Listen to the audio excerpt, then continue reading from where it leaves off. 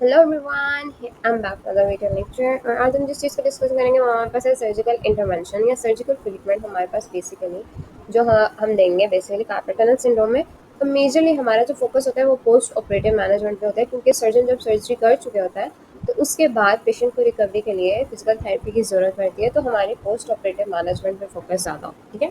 तो हम पहले देखेंगे कि सर्जिकल प्रोसीजर्स क्या क्या हो सकते हैं, और फिर उसके बाद हम देखेंगे कि लाइक किस तरह से हम इसके रिकवरी प्रोसेस की तरफ जा सकते हैं, ठीक है। लेकिन उससे पहले हमने जो लास्ट में नॉन ऑपरेटिव मैनेजमेंट को डिस्कस किया था, उसमें हमारे पास समरी रह गई थी, जो समरी का बॉक्स था। तो हम एक बार उसको जल्दी से गो थ्रू कर लेते हैं, ठीक है।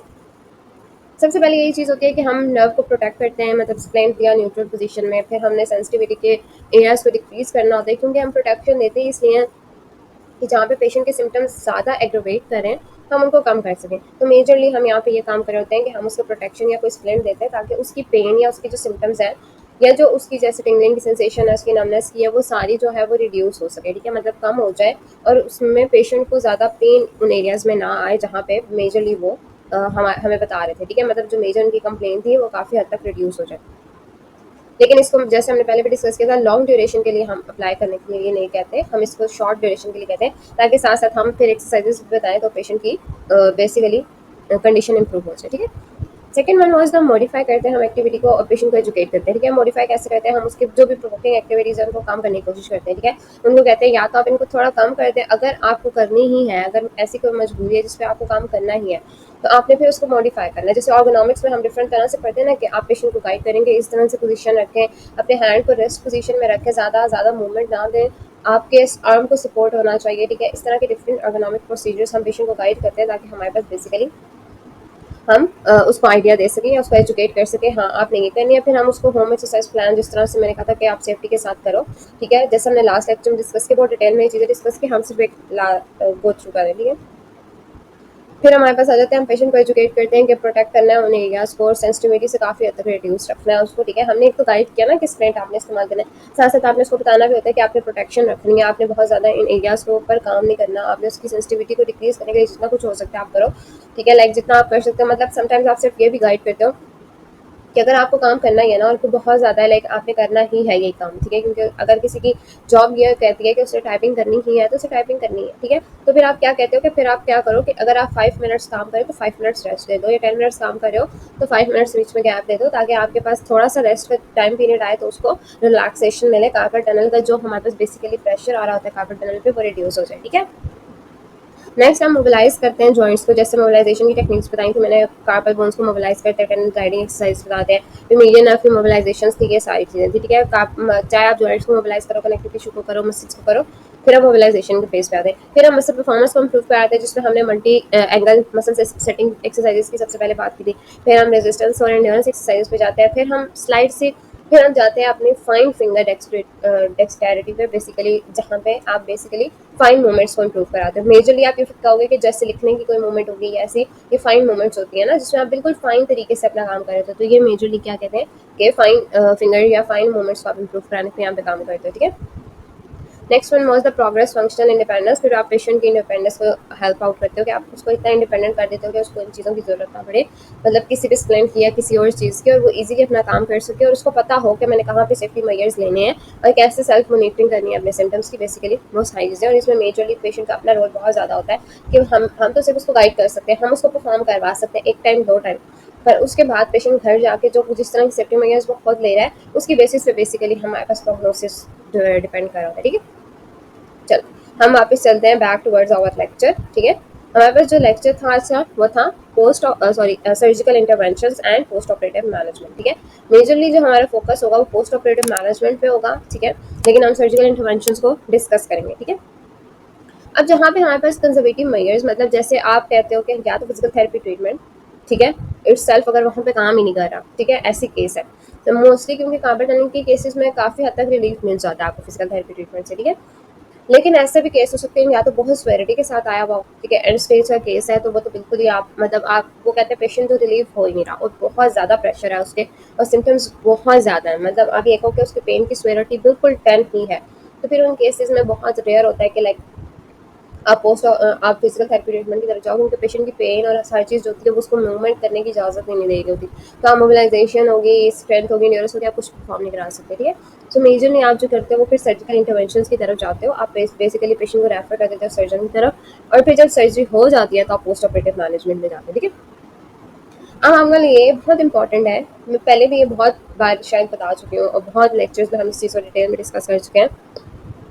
कि पोस्ट ऑपरेटिव मैनेजमेंट को पढ़ने के लिए ना आपको या आपको परफॉर्म करने के लिए मेजरली आपको सर्जिकल प्रोसीजर इटसेल्फ पता होना चाहिए, ठीक है।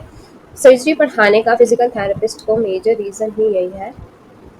कि आपने पेशेंट को ट्रीटमेंट किस बेसिस पे देना है, ठीक है। अगर तो आपकी सर्जिकल प्रोसीजर आपको पता ही नहीं है कि पेशेंट के अंदर हुआ क्या, ठीक है, but muscles are basically cut out,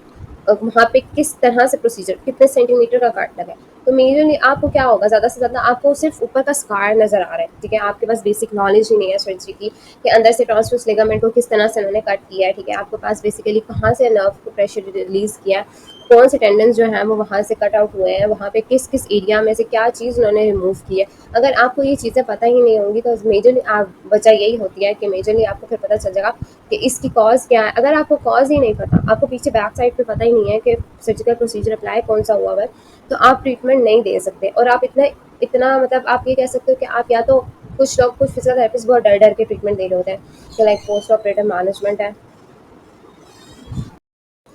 देखो, इसमें डरने वाली या कोई ऐसे करने की बात नहीं है। मेजरली जो आप ट्रीटमेंट दे रहे होते हैं ना, फिजिकल थेरेपिस्ट इसलिए डर होते हैं कि कहीं से सर्जिकल प्रोसीजर जो था वो क्या था उसको पता ही नहीं था, तो वो इसलिए डर होता है कि कोई मैं चीज़ ख़राब ना कर दूँ, कोई स्टिचेस पे इफेक्ट ना आए, या कोई ऐसी चीज़ ना हो कि मेजरली कोई इशू क्रिएट हो जाए। या समटाइम्स ऐसे होता है कि कई बार तो आपके पास पेशेंट आता ही 1 मंथ और 2 मंथ्स के बाद है, तो उस केस में क्या होता है कि बेसिकली फिजिकल थेरेपिस्ट या डॉक्टर ये समझ रहा होता है कि क्या पता कि इस केस में भी मुझे देना चाहिए या नहीं देना चाहिए, ये बहुत अर्ली स्टेज तो नहीं है। बेसिकली आपके पास ना 2 to 3 days इनफ होते हैं, मतलब after surgical procedure 2 to 3 days enough होते हैं। आप उसको रेस्ट के बाद आप उनको स्लाइड मोबिलिटी से स्टार्ट करवा सकते हो, मतलब स्लाइड से उसकी रेंजेस पे मूवमेंट पे काम कर सकते हो, बहुत ज़्यादा हाई लेवल पे नहीं, लेकिन आप स्लाइडली से काम स्टार्ट कर सकते हो, ठीक है। फिर आप जब 1 मंथ 2 मंथ की रिकवरी हो जाती है, काफ़ी हद तक हीलिंग का प्रोसेस हो जाता है।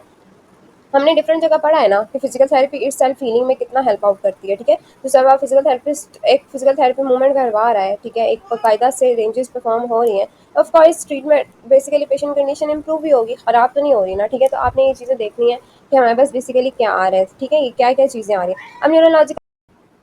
न्यूरोलॉजिकल सिम्टम्स या जैसे नर्व की जो सिम्टम्स है ना वो बहुत स्वेयर होते हैं, कुछ लोगों में इतने परसिस्टेंट होते हैं ना कि लाइक उनके लिए बेरेबल ही नहीं होते, ठीक है। तो वो अनबेरेबल जो चीज़ हो जाती है ना, मतलब वो बिल्कुल बर्दाश्त से बाहर है, ठीक है, उस केस में आपको सर्जिकल इंटरवेंशन तो देनी है, ठीक है। तो अब हमारे पास जो मेजर सर्जिकल इंटरवेंशन होती है ना वो रिलीजिंग सर्जरीज होती है, मतलब ओपन रिलीजिंग सर्जरीज हैं, आपके पास एंडोस्कोपिकली होती हैं, ठीक है, मतलब सर्जिकल डिकम्प्रेशन करते हो, ठीक है आप जिसमें उन्होंने आपको बता दिया यहाँ पे कि ट्रांसवर्स कार्पल लिगामेंट, क्योंकि ये मेजर लिगामेंट होता है जो आपके पास, जिसको आप फ्लेक्शन लिगामेंट या फ्लेक्सर रेटिकुलम कह रहे होते हो, ठीक है, मेजरली यही लिगामेंट जो होता है हमारे पास। आप या आप कह सकते हो कंप्रेस, इसके कंप्रेस होने की वजह से ही हमारे पास इसका यही प्रेशर डाल रहा होता है आपके पास मेजरली मीडियन नर्व की कंप्रेशन में,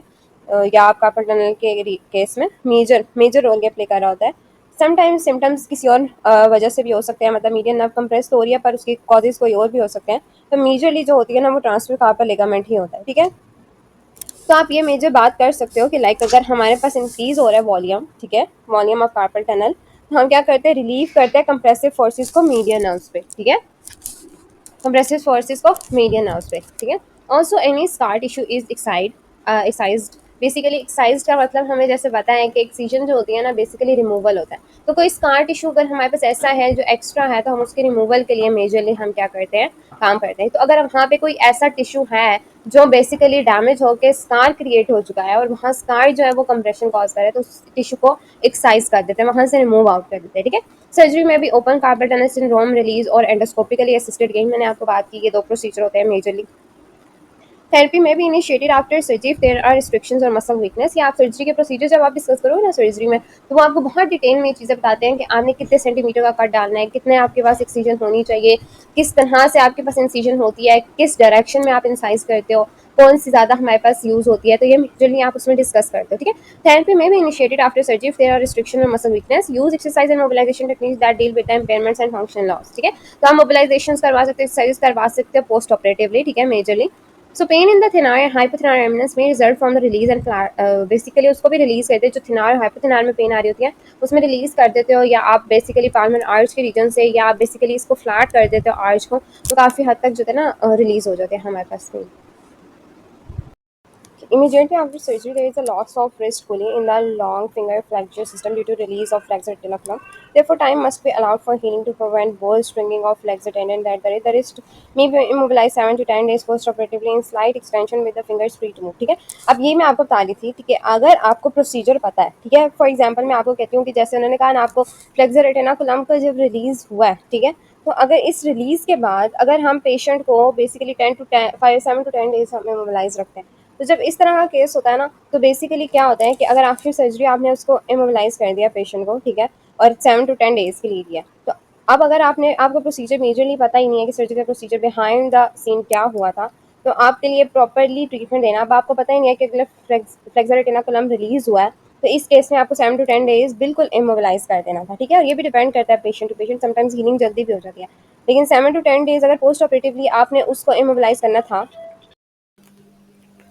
तो क्या हो सकता है कि री-इंजरी के चांसेस ज़्यादा हो सकते हैं ना, ठीक है। हमने रिस्ट को इमोबिलाइज नहीं किया प्रॉपरली 7 to 10 डेज जो उसका पोस्ट ऑपरेटिव पीरियड था, अब क्या हुआ कि हमारे पास री-इंजरी के चांसेस ज़्यादा हो सकते हैं। तो इस री-इंजरी के चांसेस को हम प्रिवेंट करने के लिए बेसिकली क्या करते हैं कि हम पेशेंट की रिस्ट को 7 to 10 डेज के लिए इमोबिलाइज करते हैं। आफ्टर दैट फिर हमें जब ज़रूरत होती है तो हम उसको काम करते हैं, इमोबिलाइज बेसिकली स्लाइट एक्सटेंशन में करते हैं, जिसमें फिंगर्स होती हैं वो फ्रीली मूव कर रहे होते हैं, ठीक है। ओके, अब हम एक स्टडी डिस्कस करते हैं। एक स्टडी थी बाय क्रुक एट ऑल, जिसमें उसने बताया था lift at the value of splinting the rest after surgery versus initiating range of motion exercise on the first post operative day with 50 consecutive patients. उन्होंने basically 50 consecutive patients पे देखा था कि splinting the rest after surgery का क्या होता है, मतलब रेंज ऑफ मोशन अगर अर्ली स्टेजेस पे की जाए तो कैसे आता है, like first post operative day से किए जाए। कुछ पेशेंट्स में उन्होंने ये देखा था और कुछ में उन्होंने स्प्लिंटिंग करके देखा था फॉलोइंग ओपन रिलीज, जिसमें उन्होंने देखा कि ये डेट्रीमेंटल है, ठीक है। तो उन्होंने कहा कि the primary concern is preventing bone stringing of the extrinsic flexor tendons and therefore the orthos recommend exercising the fingers and wrist separately, ठीक है। सो इसका मतलब ये है कि उन्होंने कहा स्प्लिंट किया ऑन रेस्ट को after surgery versus initiating range of motion exercise on the first post operative day with 50 consecutive patients. उन्होंने 50 कंसेक्टिव पेशेंट्स में ये किया कि स्प्लिंटिंग भी की, साथ साथ रेंज ऑफ मोशन एक्सरसाइज भी कराई और जिसके इफेक्ट्स डेट्रीमेंटल थे। तो उन्होंने कहा कि अगर आप चाहते हो ना कि एक्सटेंसर या आपके जो फ्लेक्सर टेंडेंस हैं उनकी दोबारा इंजरी ना हो या बो स्ट्रिंगिंग ना हो, तो उसको प्रिवेंट करने के लिए बेसिकली उन्होंने कहा कि आप रिकमेंड की जाती है एक्सरसाइजेज जो होती है फिंगर्स की और रिस्ट की, वो आप अलग अलग करो, ठीक है। सो दोनों चीज़ों की अलग अलग एक्सरसाइजेज करने के लिए बेसिकली कहा गया यहाँ पे, और मेजर रिकमेंडेशन भी यही होती है कि आप हर पार्ट की अलग एक्सरसाइज करते हो, फिंगर्स को अलग टारगेट करते हो, रिस्ट को अलग करते हो, आप देखते हो पहले क्या इश्यूज चल रहे हैं, उसके बाद जाके आप इसको बेसिकली किस स्टेप्स में लेके जाना है हमने उसके अकॉर्डिंग करते हो, ठीक है। सो आज के लिए इतना ही काफ़ी है, फिर हम बाकी चीज़ों को नेक्स्ट लेक्चर में डिस्कस करेंगे। अगर कोई चीज़ समझ नहीं है तो कमेंट सेक्शन में पूछ सकते हो। मैक्सिमम प्रोटेक्शन फेज और फिर हम